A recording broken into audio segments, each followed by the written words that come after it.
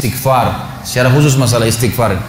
Karena ada sebuah hadis Nabi SAW yang berbunyi, bisa saja rezeki seorang hamba tertahan, ya, ditahan oleh Allah, belum dikasih, ditahan dulu karena dosa yang dia lakukan. Karena dosa yang dia lakukan. Jadi dosa itu bisa menahan. Bisa saja kita mau coba masuk proyek gagal, coba istighfar kepada Allah SWT. Kan? Jadi memang ada dosa yang mengganjal, intinya begitu. Pernah ada 3 orang datang kepada Hasan Basri rahimahullah, seorang ulama tabi'in yang masyhur. Datang 3 orang ini, dan Hasan Basri ini juga terkenal dengan kesolehannya. Kalau ngomong selalu surga, neraka, rahmat dan taubat dan azab. Itu saja berputar perkataannya Hasan Basri rahimahullah. Jadi orang sering datang ke rumahnya minta nasihat. Ada 3 orang datang satu hari, antri di rumahnya. Yang satu masuk mengatakan, wahai imam, wahai kiai, wahai ustadz, saya sudah lama menikah dengan istri saya ini, tapi belum dapat anak. Sudah 10 tahun nikah nggak dapat anak. Kami sudah ikhtiar ke tabib ini, minum itu, tapi belum juga Allah takdirkan. Apa saran Anda? Maka kata Hasan Basri, perbanyak istighfar. Perbanyak ya, bukan kerjakan istighfar, perbanyak. Terus lisanmu astagfirullah wa atubu ilaih, astagfirullah terus diucapin. Jangan berhenti. Gitu kan. Maka kemudian keluar orang tersebut. Masuk orang kedua mengatakan, wahai imam, saya sudah lama kena penyakit di perut saya, sakit terus. Kalau sakit saya sampai nggak bisa tahan, rasanya pengen mati saja kena sakitnya. Sudah coba berobat ke sana sini nggak sembuh-sembuh. Apa saran Anda? Kata Hasan Basri, perbanyak istighfar. Perbanyak istighfar. Amalin, pulang. Datang orang ketiga mengatakan, wahai imam, saya sudah lama bekerja banting tulang. Mayoritas waktu saya sehari kerja keras, tapi saya tidak pernah kaya seperti fulan. Ditunjuk orang kaya di kota itu, di kota Basra, di Irak. Apa saran Anda? Kata Hasan Basri, perbanyak istighfar. Pulanglah 3 orang ini. Lalu kemudian istri Hasan Basri bertanya, wahai suamiku, ketiga orang ini tadi butuh satu mungkin dikasih modal, mungkin satu ditunjukkan tabib yang tepat, mungkin obat. Kenapa Anda cuma suruh istighfar saja? Kenapa enggak istighfar diikutin dengan yang lainnya? Dikasih modal, dikasih obat. Kata Hasan Basri, wahai istriku, tidakkah kau dengar kalau mereka sudah ikhtiar dan sekarang tinggal mereka terbuntu, tertutup di sebuah pintu yang mereka tidak tahu bagaimana jalan keluarnya. Maka saya mengingat firman Allah dalam surah Nuh. Surah Nuh ini surah nomor 71 ya.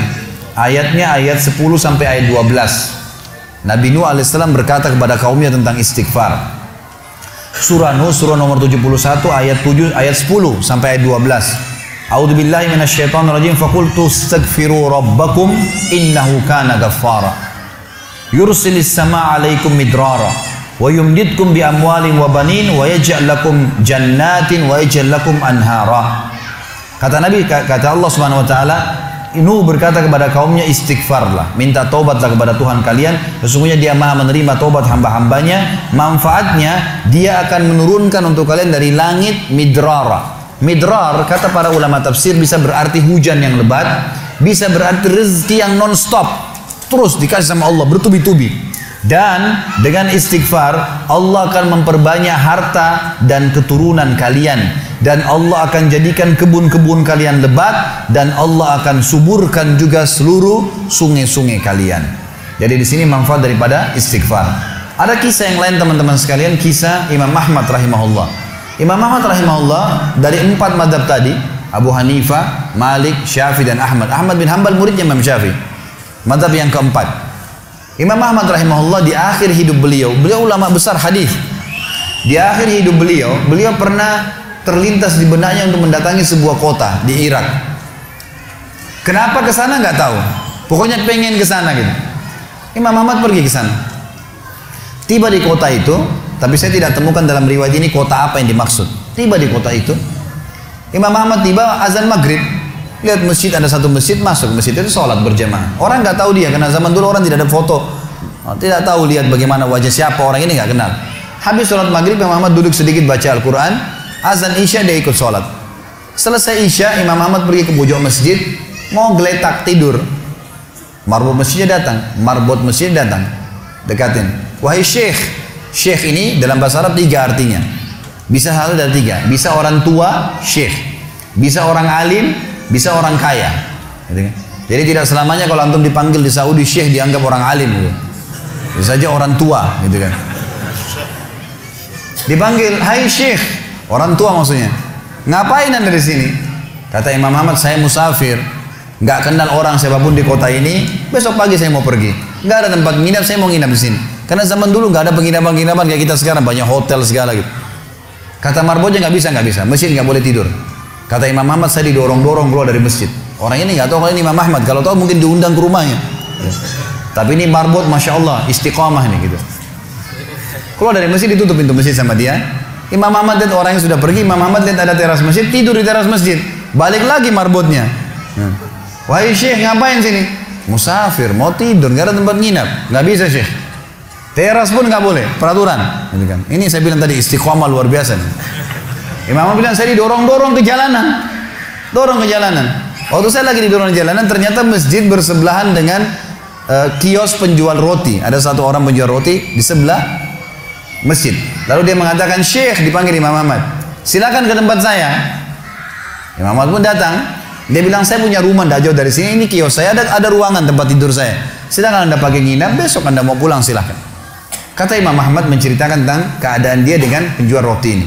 Dia bilang, ada satu perilaku penjual roti ini yang unik. Imam Ahmad tertarik dengan itu. Dia bilang, setiap kali orang ini pecahin telur, ngambil terigu, ngambil garam, itu sambil astagfirullah wa atubu ilaih, astagfirullah wa atubu ilaih. Terus lisannya nggak pernah berhenti nih, astagfirullah wa atubu ilaih. Kecuali Imam Ahmad bilang, saya ajak ngomong atau dia bertanya pada saya. Kalau berhenti, istighfar lagi. Selalu begitu. Kata Imam Ahmad, saya bertanya, sudah berapa lama kau amalkan nih? Orang itu bilang, sudah lama, dari saya masih bujang. Kebetulan orang ini sudah tua, seumur sama Imam Ahmad. Sudah mendekati 60 tahun lebih gitu. Baik, dia bilang, sudah lama, dari saya masih bujang. Kata Imam Ahmad, ma thamaratu istighfarik, apa manfaatnya istighfarmu? Apa yang kau dapatkan dengan istighfar yang sebanyak ini? Kata dia, tidak ada apapun yang saya minta kepada Allah kecuali diijabah. Apa saja saya minta Allah kasih. Tinggal satu yang belum Allah kasih. Kata Imam Ahmad, apa itu? Dia bilang, saya minta dipertemukan sama Imam Ahmad. Lah ya, kisah nyata. Imam Ahmad mengatakan, Allahu Akbar, istighfarmu lah yang membuat saya datang ke kota ini, tidak tahu kenapa. Istighfarmu yang membuat marbot masjid mendorong-dorong saya keluar masjid. Istighfarmu yang mendatangkan saya ke tempat ini, tempat praktekmu, ke rumahmu. Karena saya adalah Ahmad bin Hanbal. Saya adalah Ahmad ibn Hanbal. Bagaimana istighfar teman-teman sekalian mendatangkan rezeki yang luar biasa. Permintaan apapun didatangkan. Seorang alim ulama biasa didatangin, ini malah didatangkan sama Allah ke tempat orang ini karena istighfarnya. Dari memperbanyak istighfar manfaatnya sangat besar.